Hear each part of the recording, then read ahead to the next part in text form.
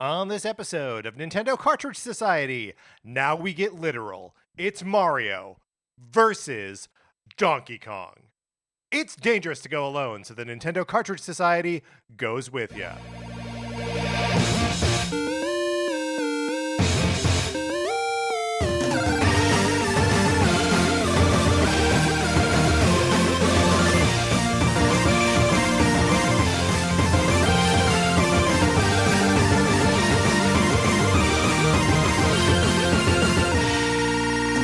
Welcome to Nintendo Cartridge Society. My name is Patrick Ellers, and I am joined, as I am always joined, by my co-host, Mark Mitchell. Mark, we are in the final episode of Mario vs. Donkey Kong month. Oh, banana! Oh, I can't believe it's here. I can't believe it's the grand finale. Yeah, we've come to the grand finale. We are going to be matching Mario things versus Donkey Kong things, and it's going to be great. But before we get into that, Mark, you've been putting us off for 6 weeks now. Wow. Yeah, I know. A catchphrase. Your catchphrase. My catchphrase, of course, is "Oh, banana," which is Donkey Kong receiving one of those big bananas. I don't know if they have a name. Like the big bananas that you get at the end of levels in Donkey Kong 64. He is so reverent to the banana that he has to, like, on his knees in prayer, "Oh, banana." That's right. And my catchphrase, of course, I've been working on this entire month. 6 weeks, really, trying to 5 weeks? 5 weeks. No, I mean, this is the sixth week. The 6th week Yeah, of Mario vs. because Donkey Kong we month. took 1 week sort of off. Oh, yeah, that's right. For the partner showcase. That's right. And I noticed that in your back room over there, like, you've wheeled in a lot of extra, like, whiteboards. It's like a lot of there are a lot of, like, draft catchphrases up there. A lot of what I've realized is I've stressed over the past 6 weeks coming up with the catchphrase is that I think basically every episode since week 1, when you came out strong with your catchphrase, right, that I've been saying something to the effect of, I don't have one yet, but I'm working on it. Right. Yes. And this is your efforts have been borne out, right? That, like, I can see so many crossed off and aborted catchphrases on the whiteboards in there. I tried in the beginning a couple of catch actions. What did we call those? Yeah, like signature gestures. Signature gestures. Yeah. That didn't fly. But I think that the best catchphrase for me for Mario versus Donkey Kong month, is everyone ready? Like, this is Mark's catchphrase. Is the one that I've had all along. Here we go. I don't have one yet, but I'm working on it. All right. Okay. Trademark Mark Mitchell. All right. Mario versus Donkey Kong month. Right. And you're doing February, like a little, like, scribbling in the air with your hand. Yeah, like, I'm like signing it. We're basically in the end credits of Avengers right now. Yeah, sure. Right. This is me, like, dramatically turning to the Robert camera. Downey Jr. Exactly. But for me, I'm like turning to the camera wearing a red tie, and it says, I don't have one, but I'm working on it. Yeah. Trademark Mark Mitchell, February 2024, Mario versus Donkey Kong month. Yeah, it's March, but yeah. If you, dear listener, would like to support us in this nonsense, you can go over to patreon.com/Nintendo Cartridge Society, where we have a Patreon. And if you feel like supporting us at the 8-bit or 16-bit levels, you can get access to our once-a-month episodes of miniseries that we are recording. We're currently working our way through NCS Arcade. That's right. Patrick and I are playing games available on Nintendo Switch Online and Nintendo Switch Online Plus expansion pack that we've never beaten before. In January, we talked about The Legend of Zelda: The Minish Cap. In February, we talked about Jet Force Gemini. Yep. And coming up in March, we're going to be talking about Kirby Tilt and Tumble for the Game Boy Color. Now, I was, like, completing it in my head as you were talking, and the voice in my head said Kirby's Tilt and Tumble. Oh, we gotta look it up. You said Kirby Tilt and Tumble. And that series is not consistent with when it's possessive and when it's not. No, but I mean, we had a similar crisis over The Legend of Zelda. Was it just Minish Cap or the Minish Cap? Right. And you couldn't say Jet Force Gemini to save your life. No, literally, if somebody was like, "I will save your life if you," I would stumble over. I would stumble over it and start to say Jet Set Radio. Right. It is, in fact, Kirby Tilt and Tumble. Okay, not possessive. Okay, yeah, got it.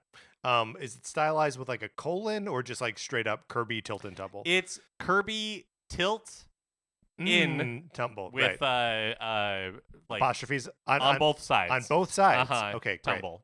There is a sushi restaurant it's a chain called Crazy Rockin' Sushi. And we always interpreted it as like rockin' sushi, right? Like it's rock and roll sushi. Wait, are you about to tell me that's supposed to be rock and sushi? Well, let me just tell you how it's written, because it's crazy. Fine, I got no problems there. And then you love it. I'm kind of interested, frankly. And then the word rockin' is spelled ROCK apostrophe N sushi. So, okay. The options in front of us are it's supposed to be rocking, which I think is what we're saying is true, but it's the apostrophe is replacing the I, but there's no apostrophe after the N. And there's no G. Yeah, that's right. Yeah. So, It's a baffling name, and I don't know how to make any sense of it. It makes sense because like you look at it and you're like, oh yeah, Crazy Rockin' Sushi. It's readable. Right. I'll give it that. Yeah. But like, why don't you just move that apostrophe over to the other side of the end? When you put it there, it makes me think it's like and. Well, but if you moved the apostrophe over to the other side of the N, you'd have to add an I. Yeah, that's what I'm proposing. Yeah. I think that well, here's the important thing, is that language is really just a tool to be understood, right? And the fact that we understand, no matter where they're putting that apostrophe, I say the Shakespeare of sushi restaurants. Just making up things so people understand it. Right, yep. And that's all. In the future, we'll look back to Crazy Rockin' Sushi. Right, we'll say this is when this started, yes. This is why we no longer write ING, but apostrophe N. It's because of Crazy Rockin' Sushi. Yep. Where were we in our... we were talking about... NCS Arcade. Yes. Kirby Tilt and Tumble. Yes. Tilt and Tumble, which is apostrophe and apostrophe. Where's the apostrophe in Guns N' Roses? Guns N' Roses. Because it's GNR, right? Yeah, is the I think it goes Guns apostrophe N, no apostrophe after that, and then Roses. I say that again. Guns apostrophe N. Yeah. Yes. Okay. It's Guns N apostrophe. Got it. Roses. Got it. So I feel like maybe are we using apostrophes wrong as like replacements for letters? Because nobody seems to follow that rule. Oh, okay, sure. But like we're talking Guns N' Roses. Like, I mean, come on. You don't think they're sticklers for grammar? No, I don't. Okay. What? Yeah. Maybe there's no rules to this because Kirby Tilt and Tumble is doing its own thing, right? Guns N' Roses. Kirby Tilt and Tumble is doing what I think is correct. 2 apostrophes to replace the A and the D in and. Correct. Crazy Rockin' Sushi, blazing its own trail. God bless it. Guns N' Roses. They just get the rock and roll exemption. Like it's like the Beatles, right? It's like a joke that like it's spelled BEAT ulls. I wonder why even put an apostrophe in Guns N' Roses? It's a great question. Because like it's more dynamic if it's just G N R, like guns, the letter N, roses. Right. And if you were, all this is to say, we have a Patreon. Yeah, and if you want to hear us talk about Kirby Tilt and Tumble, you can go there, and we'll be doing that by the end of the month. Play Kirby Tilt and Tumble. It's a lot of fun. I'm excited to talk about it with you, Mark. We also have a Discord, if you would like to get in the Discord, where I'm sure we will be talking about apostrophes tomorrow morning. You can email us at nintendocartridgesociety@gmail.com, and I will send you an invitation, and you can come right in and join in the conversation. Also, one last little plug before we get into the main topic of the day.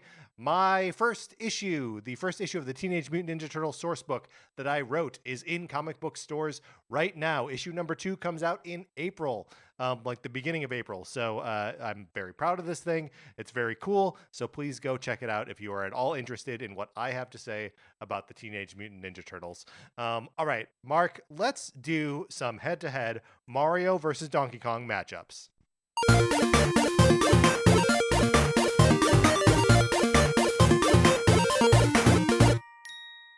All right. So previously we have done where we were like we would line up like the Super Nintendo games. It'd be like Mario World versus Donkey Kong Country, right? We're not talking games anymore now. We're more abstract. We're more general here. Yeah.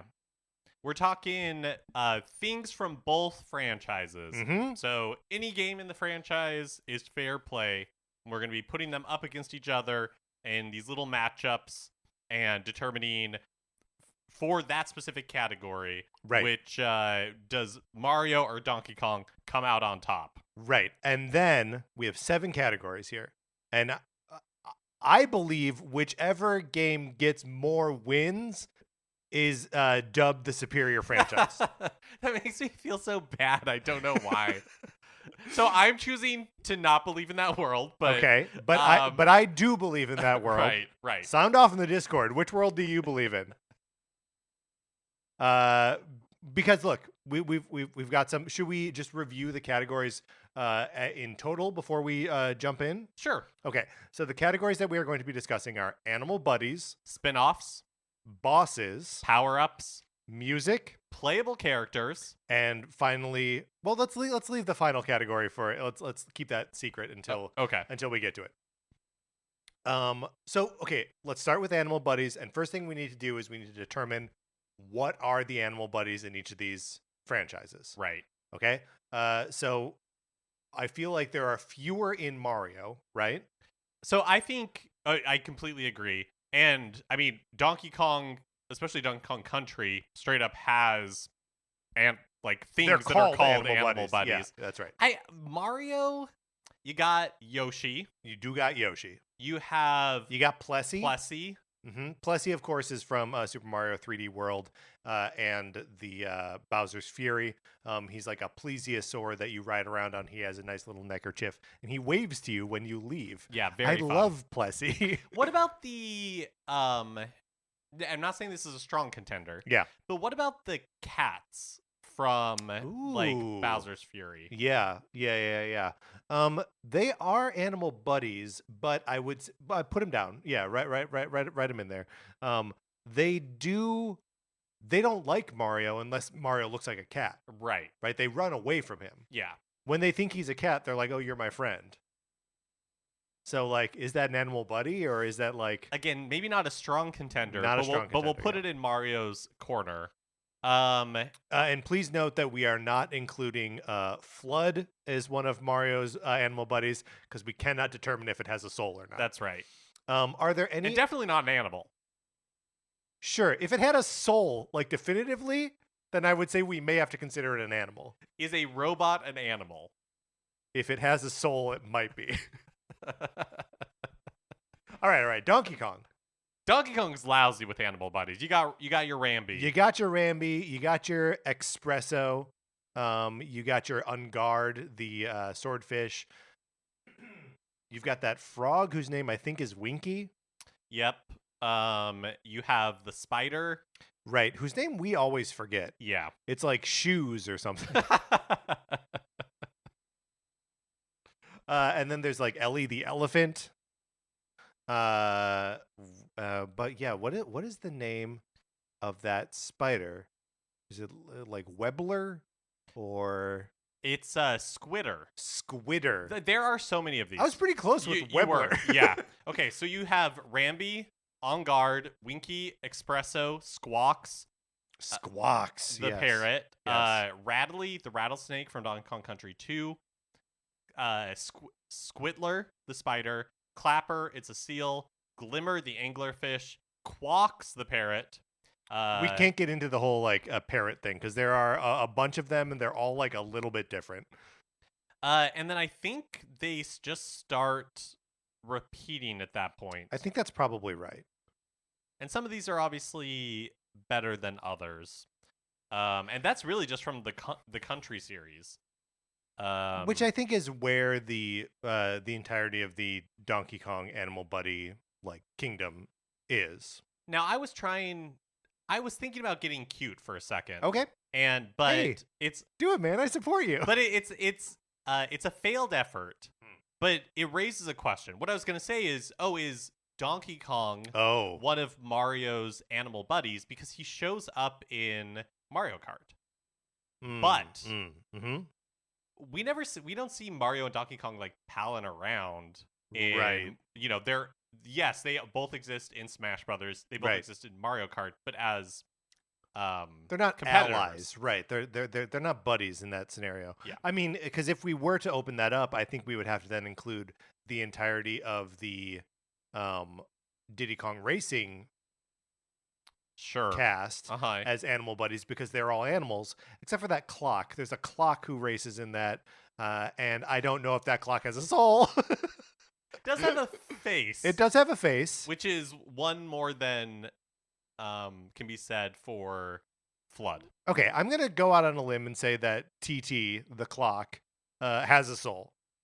I actually think that's true. Okay, all right, great. And therefore, is he an animal? Robots with...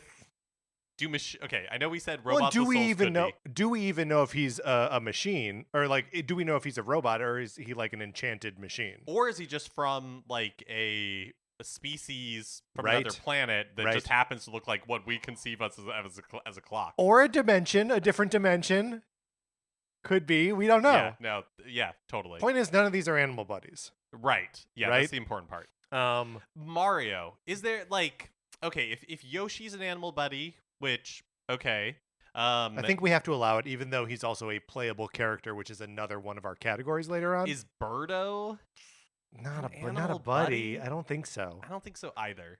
I mean, okay, how big is the Mario umbrella here? Like, do we have to include Poochie and Polterpup? No, I would say... Yeah, that's interesting. Oh, you stuck on Polterpup a little bit. But I think the answer is no. But hey, how about that that corgi that follows you around in Odyssey? It's a Shiba Inu, I believe. A Shiba, you're right. Yeah. Put the Shiba Inu on there. Here's the thing that I'm finding. Well, Donkey Kong obviously has the numbers here. Plessy, Yoshi, and the Shiba Inu. I don't know. I going into this one, I was like, this is Donkey Kong's category to lose. And now I'm like, I think Donkey Kong is losing it. Well, me. The thing I'll say about Donkey Kong is that, like, Rambi is strong. Yes. And Rambi shows up in a lot of these different games. Yes. The other ones, they get less good. Yeah, I'll agree. Because I have a hard time... Like, tell me what the personality of any of the rest... Like, Rambi, I got it. He's a dog, right? He's happy to see you. He pants a little bit. It's just, Rambi's very exciting, and then he's a big rhino on top of it. Here's another potential wrinkle. Yeah. Do you think that some of the other Kongs count as animal buddies? I think for the purposes of this exercise, we had to throw that idea out. So Wrinkly, no. Doesn't count. No. Yeah. Yes. Because she's the same as, it has to be like an animal to the Kongs. Kongs, as we know, are not gorillas. They're Kongs. They're their own thing. Mm-hmm. So I think we have to consider all Kongs not animals. Yeah.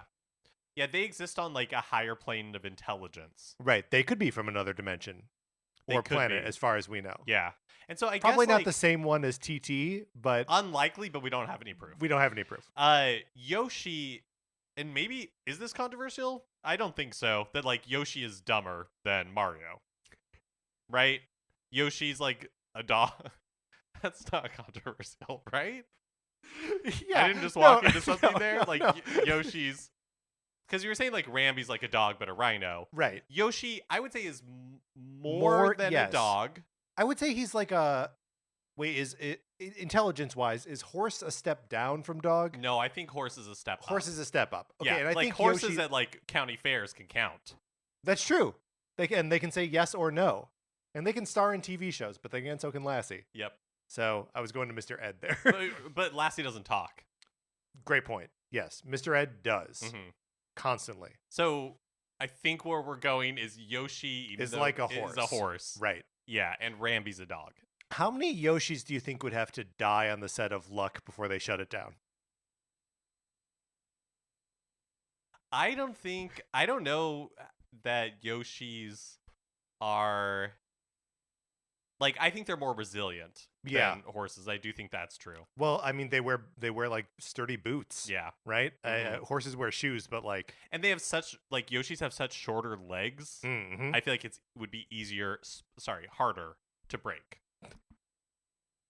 Yeah, I agree with that. Although they have a heavier burden than a horse does. Jockeys are notoriously small and svelte. But Mario's small. Well, Baby Mario especially. Yeah. Oh, Baby Mario's tiny, itty bitty. But we are not talking about the Yoshi games here. We're talking about the Mario games. Yeah.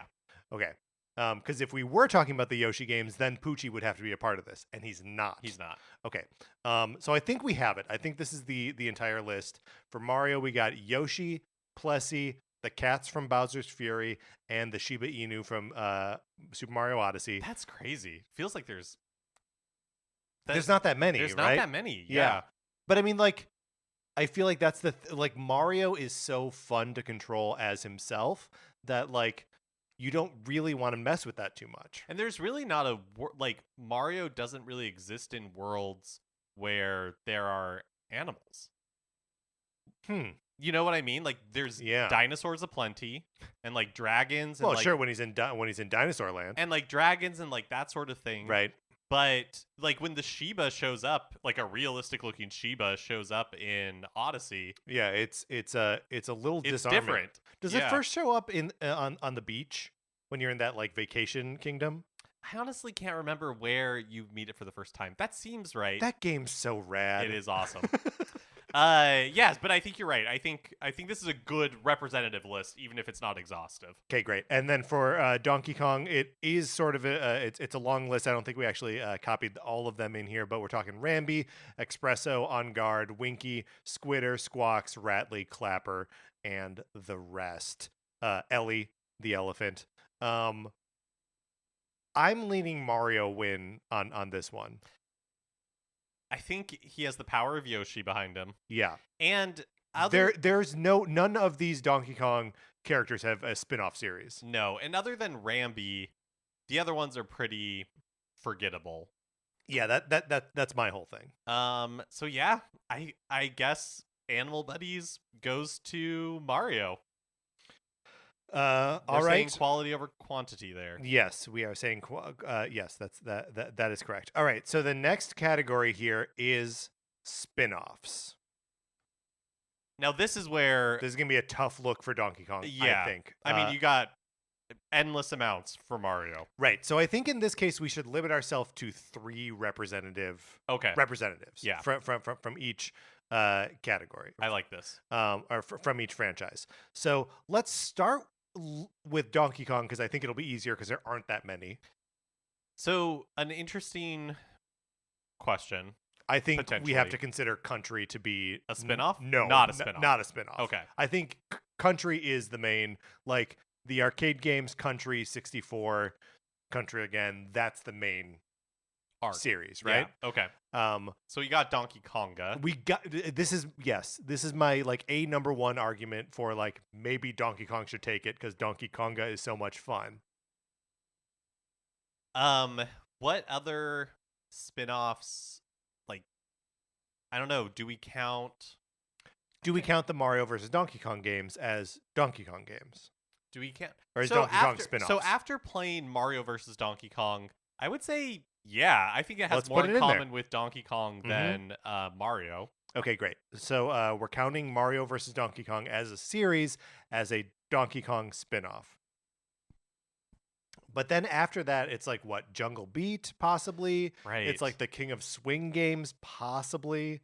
Donkey Kong Junior Math. Donkey Kong Junior Math. That could be one. I don't know. What do you want to use as this third representative game? Because this is kind of it. I guess maybe, does Donkey Kong Jr. count as a spinoff? Ooh. I had not considered that. I don't think so because it is clearly Donkey Kong 2 because Donkey Kong 3 is called Donkey Kong 3, right? Yeah. Yeah, that makes sense. This is we're talking about the arcade games here that were released as Donkey Kong and then Donkey Kong Jr. and then Donkey Kong 3, which is a totally different kind of game. But yeah, if there is a Donkey Kong 2, and we're not talking about Game & Watch games, because there is a Game & Watch Donkey Kong 2. Ooh, what about Donkey Kong Ice Hockey on Game & Watch? Sure. Yeah. Oh, I suppose also Diddy Kong Racing could be on this list. Let's do Diddy Kong Racing. Best foot forward. There we go. Diddy Kong Racing. But never pass up an opportunity to mention Donkey Kong Ice Hockey on the Game & Watch. Right. Okay, now we have to somehow narrow down Mario's spin-offs to 3 representative games. Oh my gosh. Not only is that difficult, but even it's so easy to name Mario spin-offs that it feels challenging for Donkey Kong to take this one. So I think Kart has to be on here. Kart, yes. Do we go Yoshi? Do we go Luigi's Mansion? Do we go Princess Dr. Peach Mario? Showtime? Oh, do we Dr. Mario? Right? Like, do we do Mario Paint? Do we do Mario Party? Oh boy! Oh man! Okay. Plus, like all of the sports games. Right. Now, are the sports games a spin-off of the Mario series, or are they? Do you know what I mean? Because it's like I do. They feature Mario, but I guess you could say the same thing about like Dr. Mario or something like that. Like, it's not real. Like, it's not a spin-off in the sense that. I see what you're saying. Like a sitcom spin-off is taking like a character or an idea that was introduced in one show and really blowing it up, which you could say that both Donkey Konga and maybe not Donkey Konga. No, but like Mario versus Donkey Kong, you can yes, say but like Diddy Kong Racing, no, it's like its own genre. But Diddy Kong Racing is there, so Mario Kart can be there, right? Like those, Those that's fair. Those are our direct points of comparison. But yeah, the sort of like, is this genuinely spun out of this, or is it just that Mario is Mr. Video, right? He's acting as that like ambassador for all video games, right? And he's the referee in tennis or whatever. Although I guess we can refer back to our own work, our previous work, talking about like the different Mario series. Okay, and we did include sports in there. But yes. I guess series and spin-off, you could argue, are different things. Yeah. I still think for sure our best course of action is Kart. Yes, I agree with that. I think it is true for you and I to have Dr. Mario on here. I think so too. I also feel like that's an important evolution of Mario as like a concept, that he can be like the anchor of a Tetris-like puzzle game. What about Paper? Oh my gosh! Yeah. / and Luigi. Right, and the RPG. Just like RPGs in general. My goodness, there is a ton to choose from here. Could we just do RPG general, which encompasses RPG, Paper, and Luigi? Yeah. Or does that feel like cheating? Let's do Paper because let's do Paper. Paper. I like that. So, first of all, Donkey Kong RPG when, right? That would be fun. That is what Rare should have done in the Nintendo 64 era. Right, but how would they have made the control scheme beguiling in an RPG? Because there were so few on the Nintendo 64 that like we didn't need another. I mean, I guess it would have been weird. To have like no Donkey Kong platformer after the success of the Country series. Yes. But yeah, no. Just sub out Jet Force Gemini and put in, give me a Paper Donkey Kong, or a different, claymation Donkey Kong. I don't care, whatever. Yeah, that's what we need. Okay, so Kart, and I guess Dr. Mario kind of represents puzzle games. Yes. And then Paper Mario is a representative for RPGs. Okay, so we are boiling this down to the Mario spin-offs are Kart, Dr. Mario, Paper Mario, and the Donkey Kong spin-offs are Donkey Konga, Mario vs. Donkey Kong, and Diddy Kong Racing. This is a slaughter. Yeah, it's a slam dunk for Mario. For Mario, yeah. I mean, Diddy Kong Racing, to my estimation, is a better game than Mario Kart 64, but they have never improved on Diddy Kong Racing, right? Whereas Mario Kart has had the opportunity to improve with every single release. If there was a Diddy Kong Racing that came out now and was like a new Diddy Kong Racing, maybe we would have to have a new conversation, but currently we do not. Yep. Mario versus Donkey Kong, we had fun with the most recent one, but like it is a C tier kind of franchise there. And then Donkey Konga has my heart for sure, but they made 2 of them, 3 in Japan, and then stopped. Yeah, it's just the difference between being Nintendo's premier character and Donkey Kong. I do love those bongos though. Moving on to bosses. So we're talking about like the enemies that you fight at the end of stages / the end of the game, right? Yeah, like I think, you can have Bowser and King K. Rool in this list if you want, but it's not necessarily like end game bosses. It can be like sure. you said, at the end of level, end of world bosses count as well. Got it. So let us again try to use 3 representative characters here. I'm gonna quickly look up Tropical Freeze bosses because I feel like they are going to come into play here. But let's in the meantime, let's talk about Mario bosses we want to include. I do think Bowser should be in here. Yeah, I think Bowser should be in here too.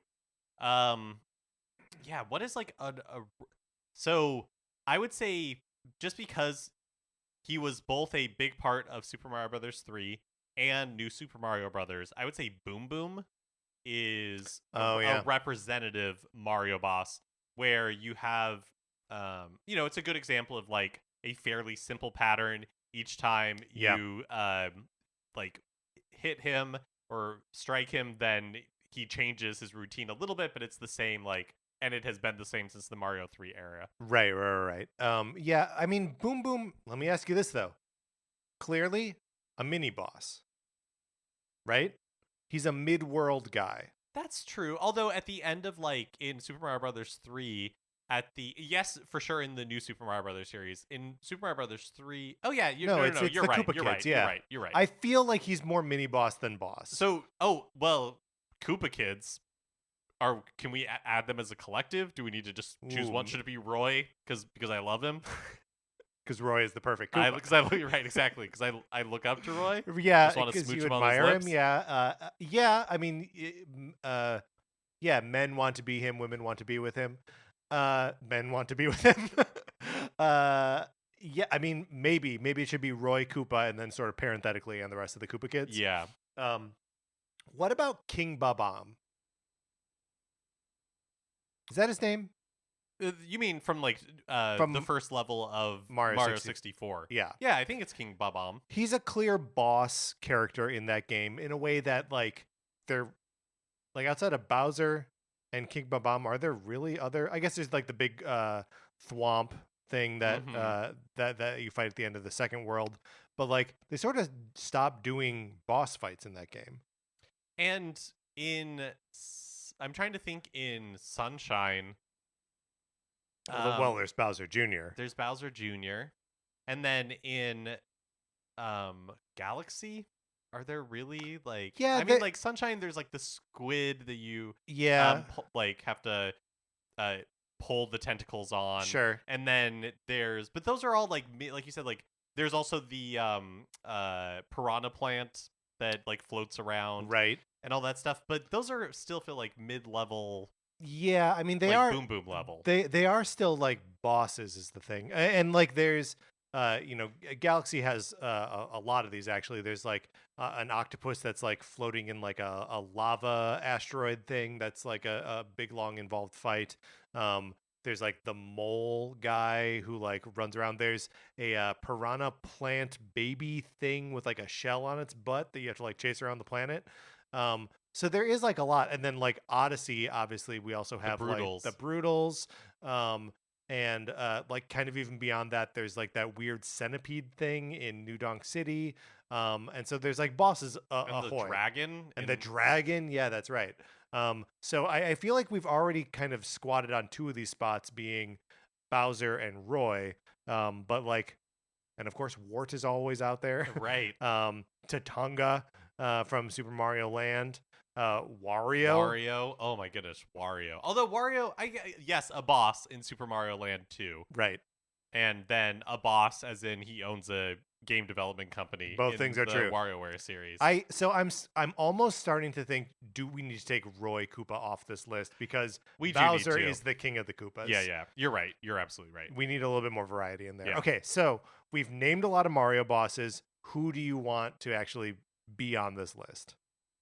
I think Bowser's a good one. I think the Broodals, if we are going to do like a collective, I think the Broodals are a good representation of like Mario bosses. Yep. That makes sense to me. And then is there someone from like either the Sunshine or Galaxy bosses that we've talked about that you'd want? Or should we go with King Bob-omb? Yeah, let's go with King Bob-omb. Okay, great.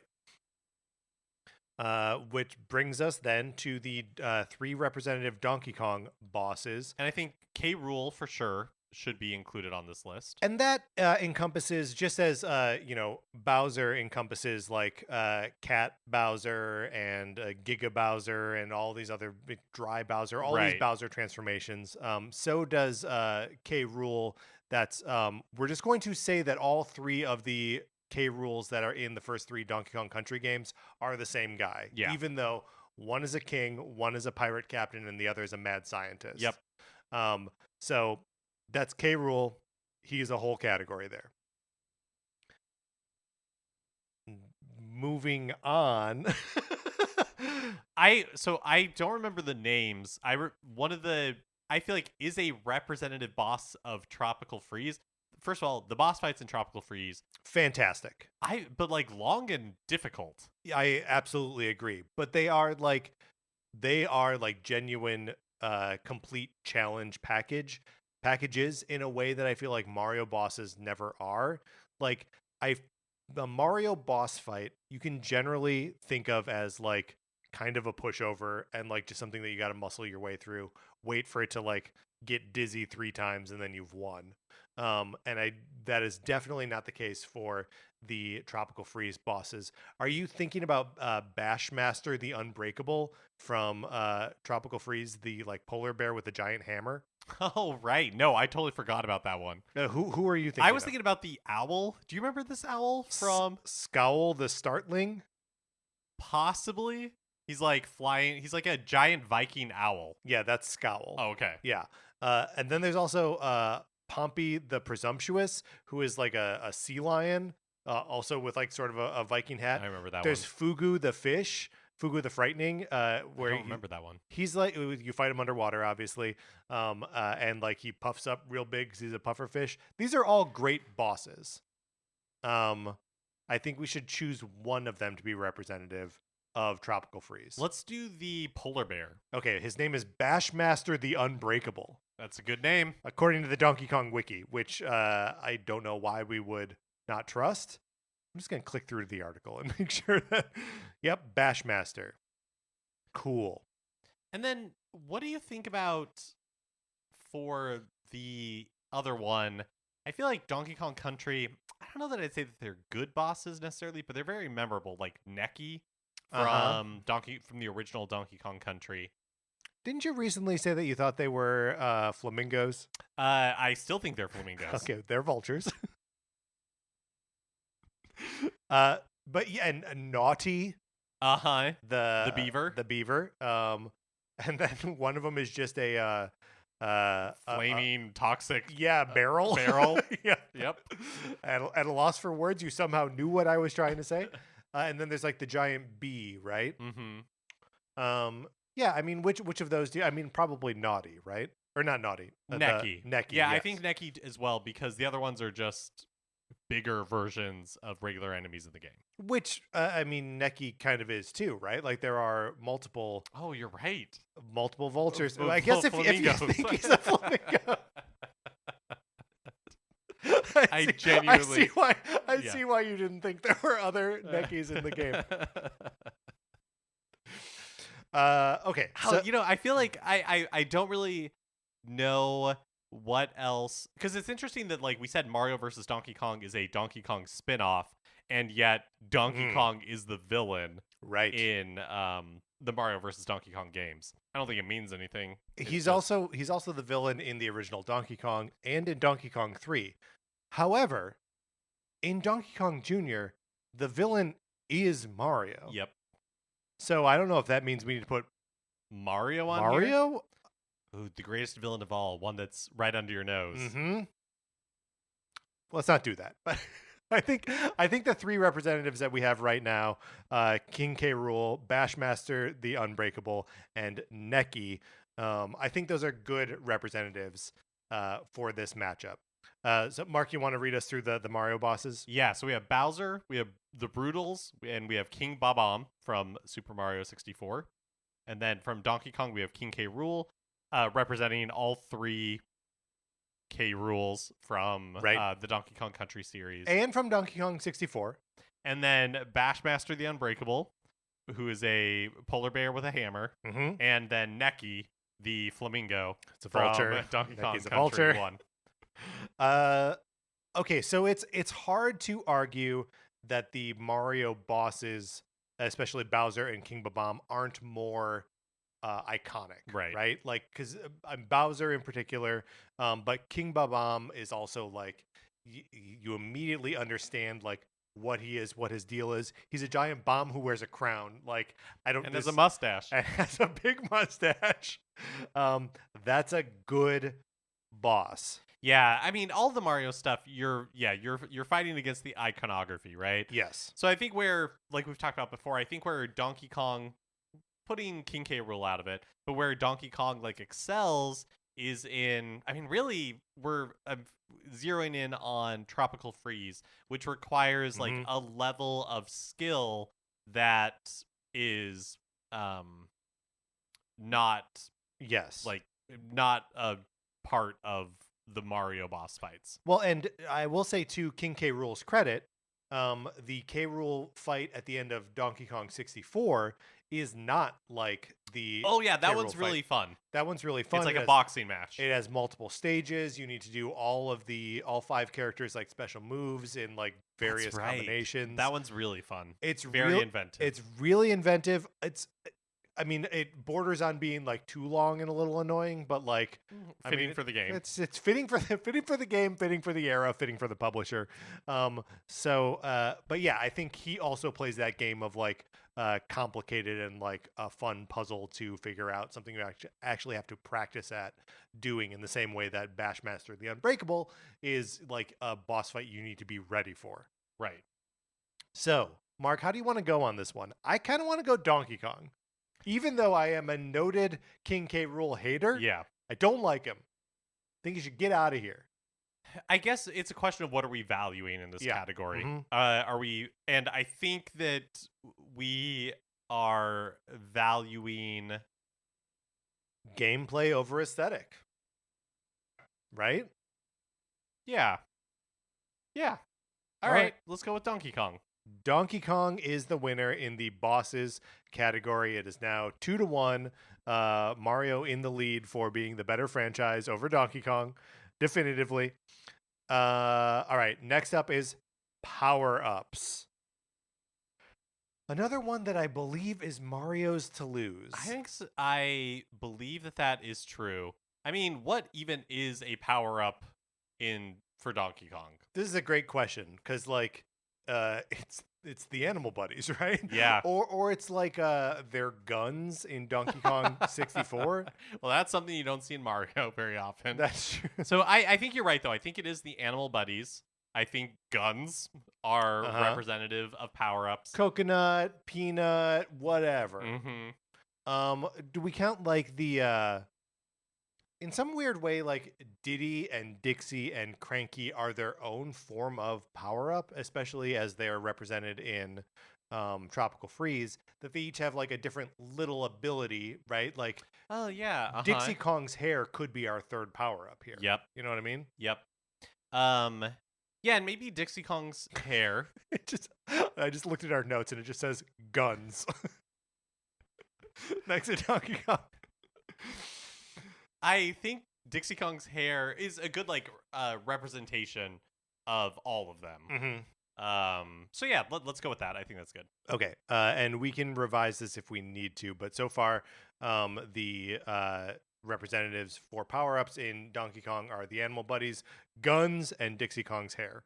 And then for Mario, I mean, we could just go with the classics: the Superstar, the Power Mushroom, and a Fire Flower. Yeah, I think. And if we want to throw like a leaf in there or a cape in there, I mean, it's tough because they're like the again, Mario simply more iconic than Donkey Kong, right?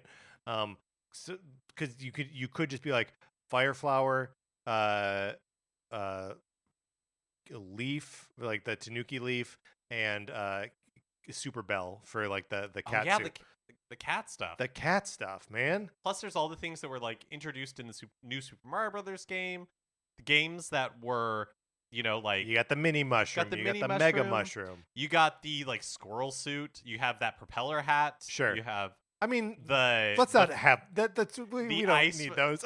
No, I'm not saying they're like the best. Penguin suit, right? Exactly. And I'm not saying the frog suit for Super Mario Brothers 3. Mm-hmm. Like I'm not saying they're like the best power ups, but there's a breadth to them.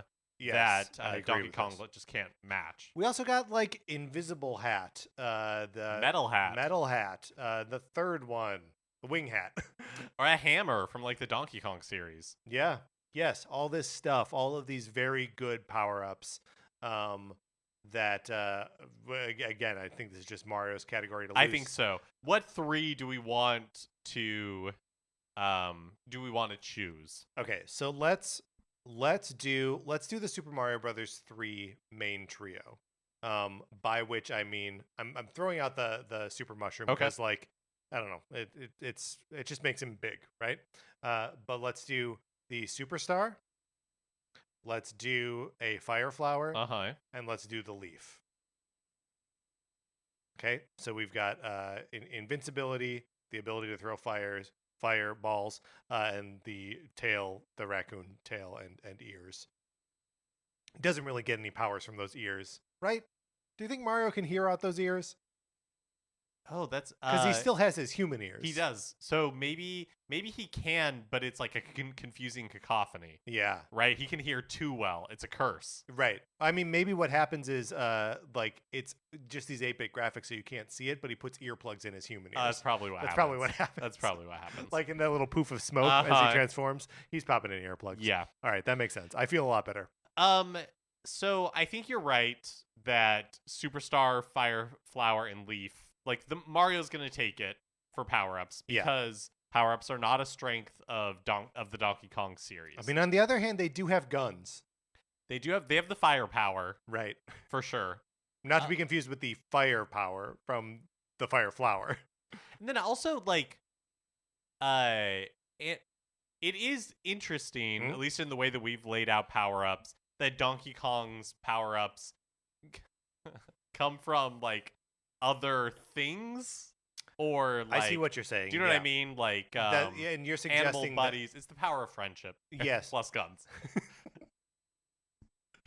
plus hair, Whereas, like, you're sort of suggesting that like a Superstar unlocks the strength inside Mario to be powerful. That it's not the star that's powerful. It's powering him up. No, I think it's what I'm saying is like the opposite. Oh, like Mario is given these like augmentations. Sure. Right. These are performance enhancing drugs for Mario. Right. Whereas Donkey Kong is relying on his animal buddies, his friends, and then guns, which he gets from Funky Kong, a friend. Yeah. No, that's true.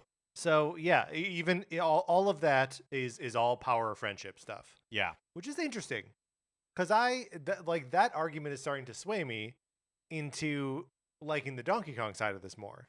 Well, it's definitely, I mean, Mario is a one-man show, right? Whereas the Donkey Kong franchise, right? Each of the 3 games in Donkey Kong Country star a different combination of characters. Right. Star is maybe a strong word for Donkey Kong Country 3, but feature a different... It stars those 2 characters. A different pair of characters. Yeah. And those characters always play differently from each other, right? Right. Mario and Luigi took a while for them to be distinguished as like different playable character types.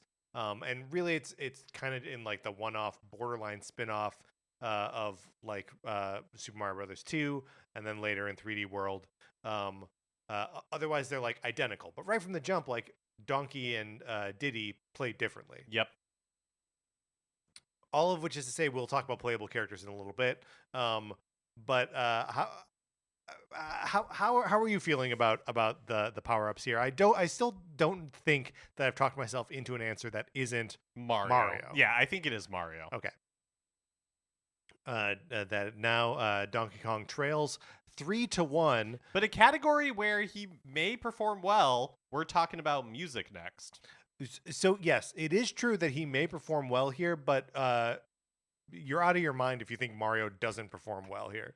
I think this goes back to the second episode that we did in Mario vs. Donkey Kong Month, where we are comparing, like the music to Super Mario World from the Super Nintendo era to the music from Donkey Kong Country and the Donkey Kong Country series. Yes. And how the Donkey Kong Country, yes, the music from Super Mario World and from the Super Mario Brothers series, iconic, amazing melodies, like fun arrangements. The music for Mario is great.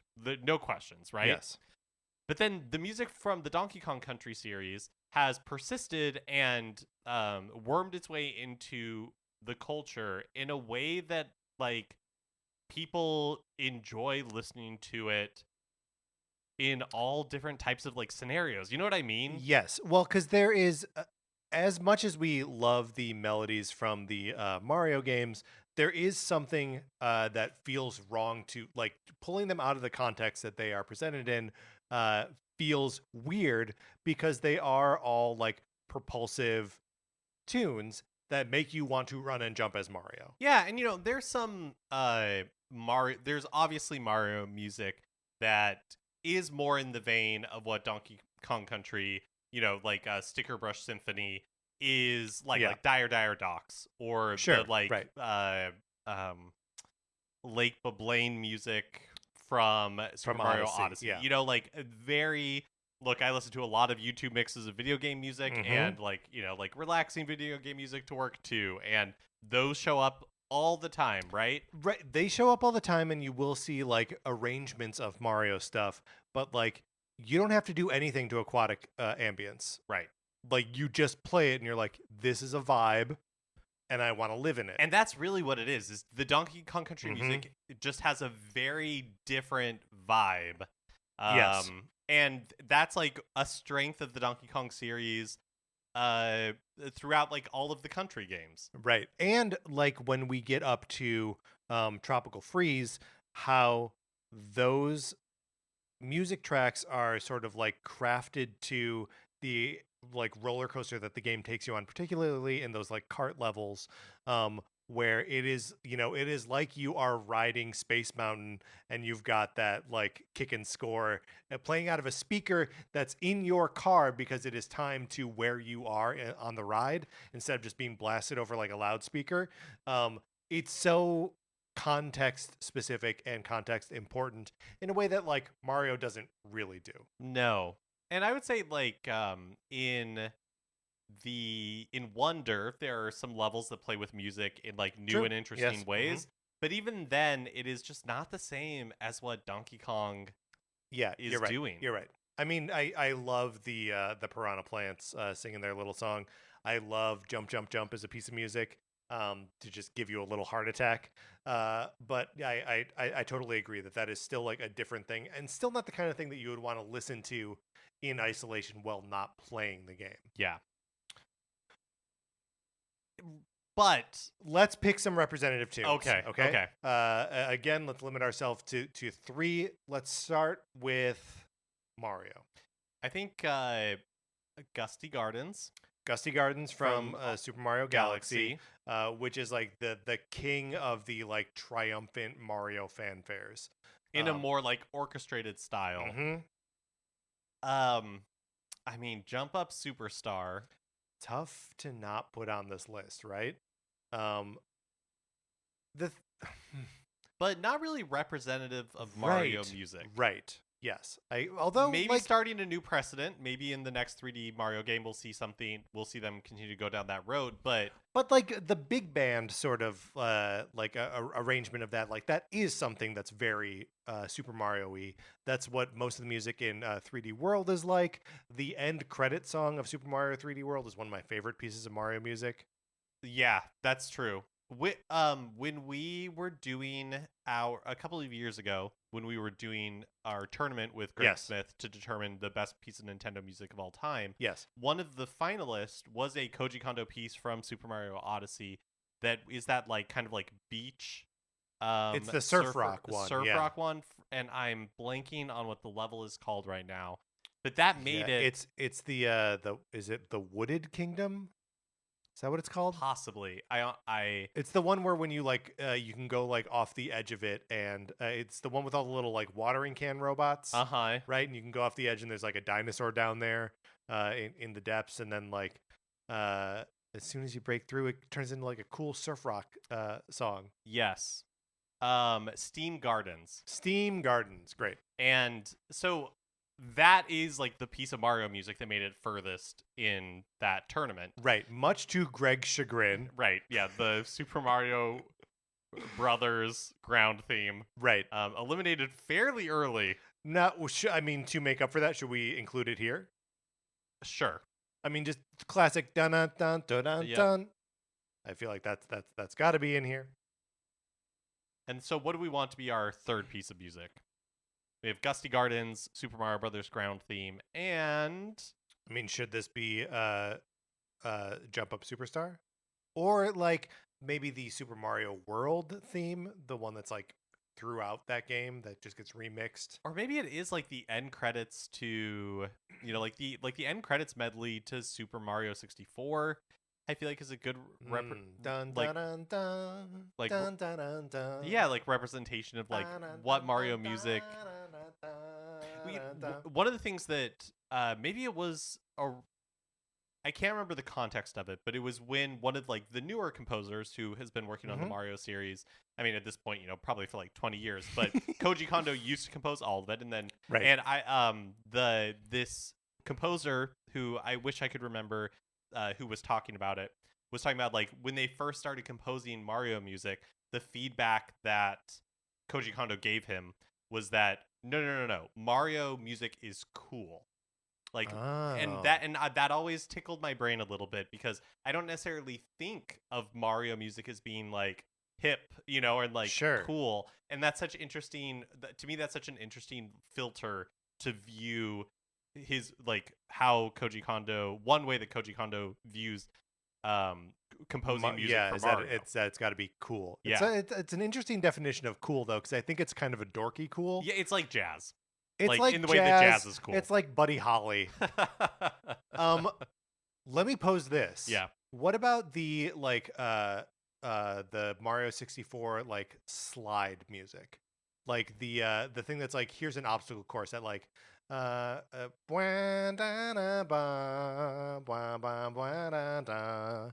I love that. That's actually that makes me think. What about like the kind of like if it's not that, which it totally could be. What about like the little marimba tune that goes when you get a superstar? Oh, the bum bum bum bum bum bum bum bum. Yes. Yeah, I love the superstar music. Let's do the superstar music. That's good. It means that two of the three pieces of music appear in the original Super Mario Brothers. Great. Okay, Donkey Kong. Yeah. I think for sure Aquatic Ambience. I think Sticker Bush Symphony. Absolutely. I do want to make sure that we're including one from Tropical Freeze. Yes. Because that soundtrack broke my brain when I first heard it. Yeah. Yes. Well, because we were talking before about how they like kind of evolve with the levels sometimes, and just how diegetic they feel. Yeah, because I didn't own a Wii U, so my first time playing Tropical Freeze was with you, and the first level is pretty bog standard Donkey Kong jungle. Nothing really fancy. Kong's in the jungle. It's normal. And then I think the very next level, you're in this kind of autumnal land. Yes. It becomes like a German Swiss kind of thing. Yes. And yeah, You're it's in the Sound of Music. It's like suddenly, Oktoberfest. Yes. And one of the levels, it's called Horntop Hop. Yes. And the music is amazing, but then the music is like diegetically used in the level with the platforming. There's these owls with the big, like Ricola horns. Yeah, alpine horns. Yes. Alpine horns. And so they are blowing in time with the music. And as they blow it, like the platforms go up. Right, the platforms that are like resting on the bell of the alpenhorn. And, the music, the arrangement of the music changes when you reach this section, and then it picks back up again. Like, it is doing such cool things. I feel like Horntop Hop could be our representative from Tropical Freeze. Horntop Hop is a really good, and I think that's a good representative of the sort of like roller coaster ride thing that we were talking about before.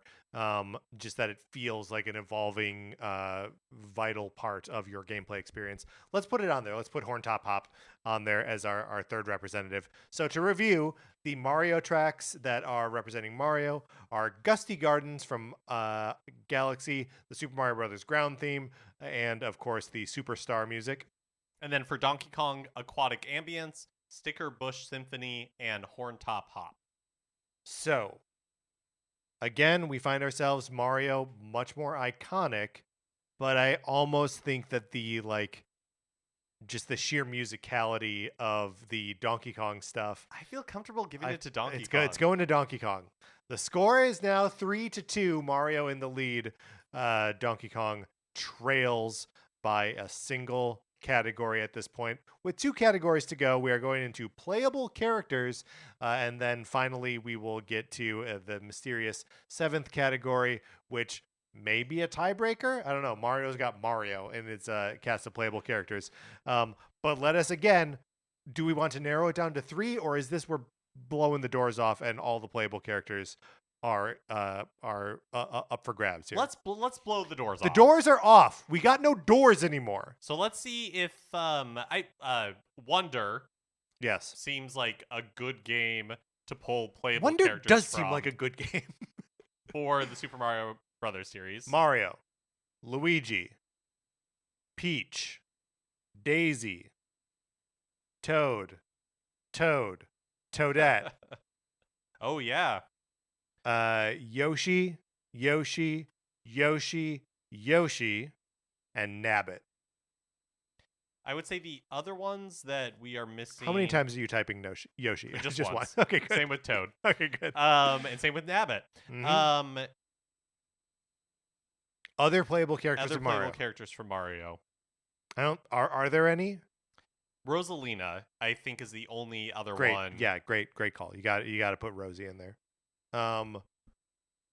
Yeah, because I think other games where you would say that other characters are playable are like Mario spin-off games, and I don't think that's going to be able to count, right? Or no Mallow, Gino, none of that, right? None of the RPG characters. No Paper Mario as a discrete character. No Baby Mario. No Dr. Mario. Yeah. Pretty exhaustive list, right? Mario, Luigi, Peach, Daisy, Toad, Toadette, Yoshi, Nabbit, Rosalina. Pretty good. Donkey Kong. We got Donkey Kong himself. Got Diddy. Mm-hmm. Dixie. Mm-hmm. And Kitty. Right? Rounding out the 2D characters. Put Junior on there right now. Junior, yeah. Junior's got to be on there. And then we get into the 64 characters, right? So Lanky Kong. Yep.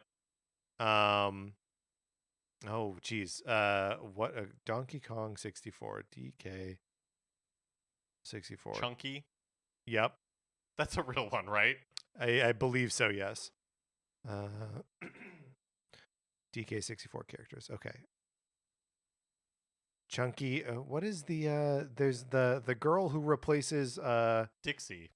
Yes, that is Tiny Kong. Tiny Kong. Forgot Tiny Kong's name. And then in Tropical Freeze, got to put Cranky on there. Cranky and Funky mode. Funky. Is that it? I believe so, yes. Now, when considering these casts of playable characters, I do just want to point out that every single one of the Donkey Kong characters plays differently. And we sort of intuitively understand how each of them plays. Yep. In a way that is, frankly, impressive. Yeah. Mario, Luigi, Peach, Toad have implied methods of control and like special attributes, but they don't always have them. In Wonder, they all play the same. They all play the same. And Mario and Luigi in most games play the same, right? In many games. I would say that hasn't been true for a long time, right? Luigi has a higher jump. Not in like the new Super Mario Brothers. He's the exact same as Mario. That's true. Just as the Toads are in that too. So like it is really the odd, like it's Luigi occasionally has that like floatier jump and like skids a little bit more. But like I would say just as often as they control differently, they control the same, right? Mario Maker, they all control the same. Wonder, as you said, they all control the same. So that feels like a strike against them to me. Also, Mario's got Nabbit. Not a Nabbit fan. I'm not a Nabbit fan. This is probably something I've not expressed on here before. I don't think we've talked about it that much. We don't talk about Nabbit very often. That's right. He's our Bruno. We just don't do it. And like, look, Nintendo doesn't care about him. No. Otherwise, we'd have an amiibo of him. The rest of these characters, except for Toadette, we also don't have a Toadette amiibo. Which feels like that's a crime. It would be really sad if amiibo stopped being manufactured before we got a Toadette. Before a Toadette one exists. Really weird they didn't put out amiibo for Wonder, right? Like, just give me a Toadette and give me a Nabbit. I wonder if they could have made them look stylized like the characters do a little bit, a little more painterly. It would be tough, right? Because they're like, do you remember seeing those like breakdowns where they were just like spin the camera around them and like they look bizarre because you're supposed to only see them from one very specific vantage point. So yeah, maybe it's a physical impossibility to bring them into like genuine 3D. Yeah, another one where Mario is seemingly the front runner because of the iconography. Yes. And Donkey Kong has to be a little scrappier. And it certainly is scrappy, right? Like this is a cast of weirdos. Yep. And sometimes we love these weirdos. And sometimes they're Tiny Kong. And Chunky, frankly, for that matter, and Kitty. Like, remember we've talked before that like Donkey Kong has one joke, what if a baby was too big? I'm laughing. It's a good joke. It's a good joke. It's a good joke. What if a baby's too big? It's the whole premise of Honey, I Blew Up the Kid. And is also the premise for Chunky Kong and Kitty Kong. So I feel like there are three bad characters in the Donkey Kong lineup, but Donkey Kong, Diddy Kong, and Dixie Kong, especially Diddy and Dixie, pretty unimpeachable. Stone Cold classics. And then there's Funky Kong in here too. Yep. Who we love for his own like goofable. Look, he's a surfer who runs like an airline and is sort of like an arms dealer. Like it's tough to say what he is. Like, is he a hippie or is he a warmonger? Like, I don't know what his deal is. And also we got Lanky Kong. He plays the trombone. Yep. Gotta put those arms to use. Gotta put those big old arms to use. I think we're dancing around it. We're dancing around it. We don't want to make a decision. I feel like it's Mario.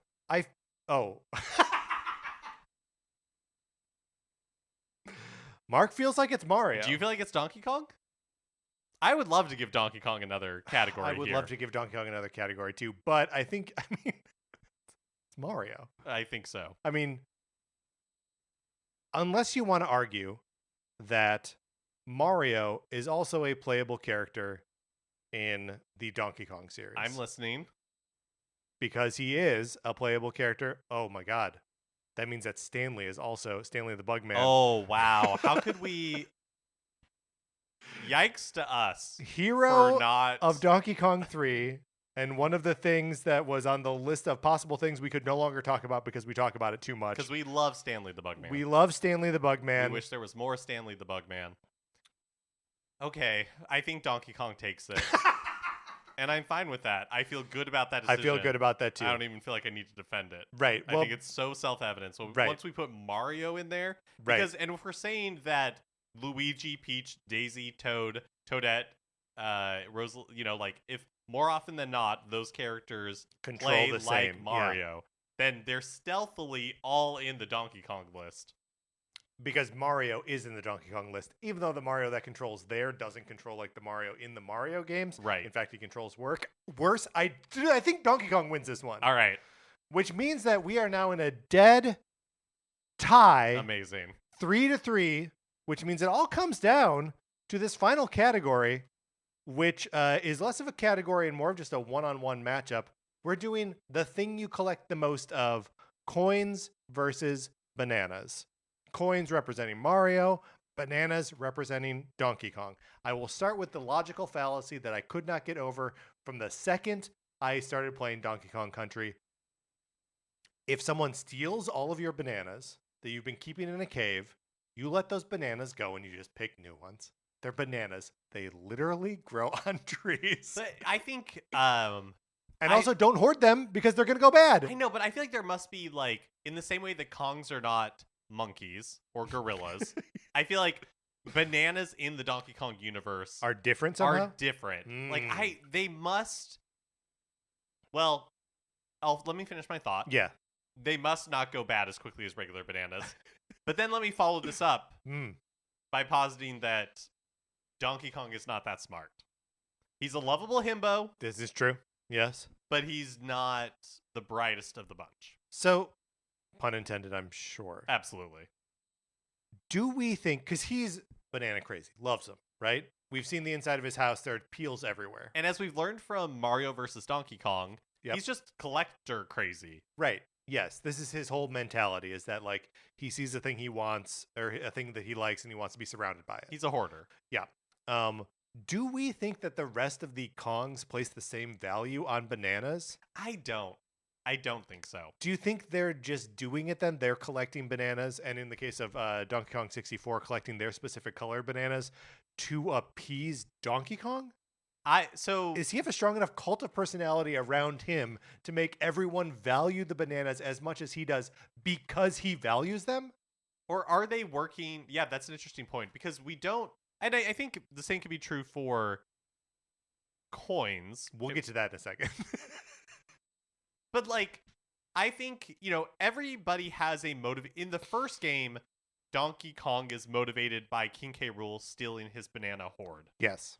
In the other country games, they're motivated by other things, like characters going missing. Right. Yeah, Donkey Kong has been captured in Diddy's Kong Quest, and Diddy has been captured in Dixie Kong Double Trouble. Yeah. And so yes, I think Donkey Kong is banana crazy. Mm-hmm. I don't get the sense that the other characters are banana crazy, but are bananas a currency, so they're collecting them even though they're not. See, I don't think so, because there are coins that you use to buy stuff. They are banana coins, which raises further questions. But no, I think the banana represents something else. Well, maybe the banana coin. The banana is on the currency. Well, maybe at some point. Is the banana their president? Yeah, maybe the banana was like the gold standard at some point. Yes. And the economy was tied to how much gold Donkey Kong Island had. Right. And so that's why how much bananas it had. How much bananas it had. Right. And so that's why they're banana coins. But at some point, they were decoupled. So Donkey Kong's banana hoard is like Fort Knox. Yes. Where he's got all of the bananas that their currency is based on stored there. And maybe he's just like a banana investor, where he's like, it's less volatile. Sure. Bananas will always be valuable. Right. And so I'm going to invest in bananas. I like this. There's always a money in the banana stand joke in here somewhere. I'm not clever enough to get to the bottom of it. But that also, the fact that like the face of cryptocurrency and NFTs was monkeys is now also tripping me up a little bit here, right? Like, was that the transition from tangible, fungible bananas to the non-fungible digital currencies. That are we saying are banana coins? Oh, no, that possibly that you could mint a banana coin. Are banana coins NFTs? Yes. In the Donkey Kong world? I believe so. Okay. Okay. I feel a little bit better about Donkey Kong being so banana crazy because it represents the strength of his currency. His buying power is influenced by how many bananas they have on the island. Yeah, I think so. Mario. Coins are a mysterious thing in the Mario universe. Yes. You collect 100 of them. They give you a 1-up traditionally, but occasionally that's not the case. Occasionally you spend them on things, outfits in Odyssey. And in Odyssey, they also represent your life. So instead of earning that's right. 1-up for 100 coins, you lose 10 coins every time you die. Right. And also in Mario 64, they sort of represent your life too, in that when you collect one, it heals you 1/8 of the way.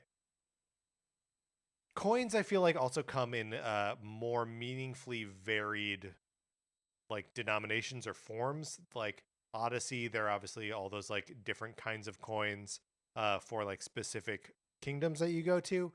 In Wonder, there are those like purple coins that you can use to buy those standees and other stuff like that. So I feel like there are different kinds of coins, different currencies. Yeah, there's like coins. the dragon coins that you collect in Super Mario Brothers. Wonder, Mario World. World, yes, thank you. And like the big coins that are, like there are 3 of them hidden in each levels. Maybe they're medals and not coins. I've always thought of them as coins, but that's a good point. Maybe they are medals. But in Donkey Kong, it's kind of just like it's a banana, and there are many different color bananas. And there's many different collectibles within Donkey Kong Country games. There's the Kong letters. There are the puzzle pieces. Right. In Tropical Freeze and Returns. Right. And then there's, as we said, banana coins. And sometimes there are just like other big like DK coins in earlier games. So yeah, lots of different collectibles, but really just one banana. Yeah. Which kind of makes the banana a little more special, I think. Especially because, well, I was going to say, I mean, the banana is also used like coins. In Donkey Kong Country, you get 100 of them, you earn a life. That's true. Can I say that the sound of collecting a coin is so much more satisfying than the sound of collecting a banana? Definitely true. You collect a banana and it's like a little bit, just kind of like a click, almost like a high-pitched click, which doesn't read as banana to me, but like the sound of getting a coin, that feels like getting money. I also feel like a point in Banana's favor is that it feels thematically consistent with Donkey Kong being a gorilla-like. This is a great point. Animal. Whereas like a coin, we just accept in the Mario universe because they have kind of always existed, and there's no real internal logic to the Mario universe. Right. Yes, which makes it tricky to criticize anything for for being like outside of the theme. He eats a mushroom and like a flower gives him the ability to throw fireballs. Yeah. So maybe coins are more of a celebration of the power of imagination than bananas are. But it's so literal. Well, it's so literal in that it's which is so literal? The banana? The banana. The banana is so literal, but the coin is also like kind of literal and craven in a way in that it's just collecting money, right? Like there is in the original Super Mario Brothers, there are coins and there are points. And the points are like the most pointless thing. A vestige of arcades. That's right. You're just watching numbers go up. But in the same way that like you can easily understand psychologically, I want my numbers to be higher, you can also immediately psychologically understand Mario wants more money, so he collects these coins. But that's not really his motivation, though. It's not really his motivation. It's like a coin is really just a 1/100th of a life.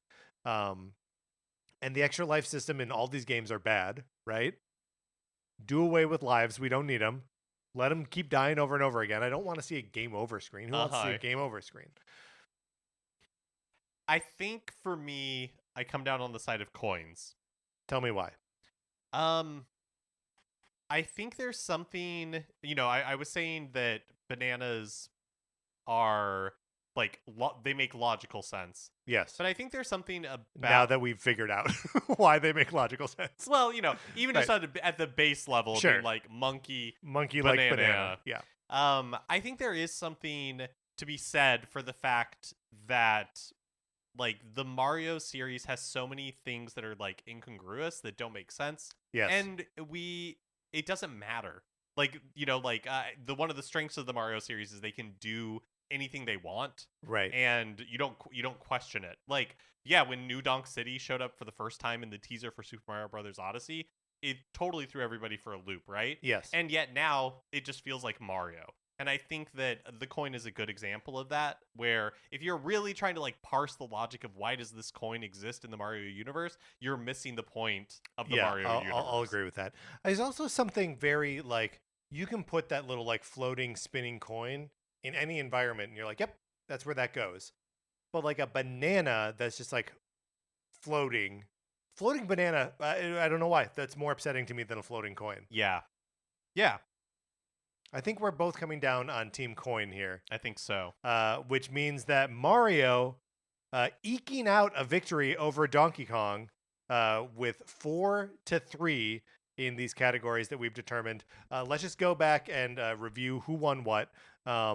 So for Animal Buddies, Mario wins. For spin-offs, Mario wins. For bosses, however, Donkey Kong wins. For power-up, Mario took it. For music, maybe surprisingly, Donkey Kong takes it. And for playable characters, Donkey Kong also takes it. But in the deciding category, Mario takes it in coins. All right, Mark, let's close this out.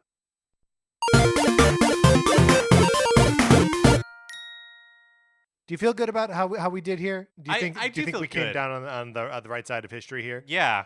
And I feel like a fitting end for Mario versus Donkey Kong Munch, which I've had a lot of fun with. I've had a ton of fun with. Oh, banana. And, of course, I don't have one yet, but I'm working on it. That's going to do it for this episode of Donkey Kong. Jesus. That's going to do it for this episode of Nintendo Cartridge Society and for this theme month of Mario versus Donkey Kong month. Thank you so much to everyone who's listening, but thank you to our 16-bit patrons, Connor McCabe, Patrice Millette, David Henley, Alias X, and Kyle Seaborn. We appreciate you all so much. We appreciate everyone who is on the Patreon, on the Discord, listening to the show. It means so very much to us that you are on this ride with us. If you're not in the Discord already, please email us and we will let you in. Anthony DeLuca made our logo. Our theme music is provided by 8-Bit Betty. You can get more of his music by going to 8bitbetty.com or by listening right now. For my co-host, Mark Mitchell, this is Patrick Ellers saying thank you for listening. And oh, banana.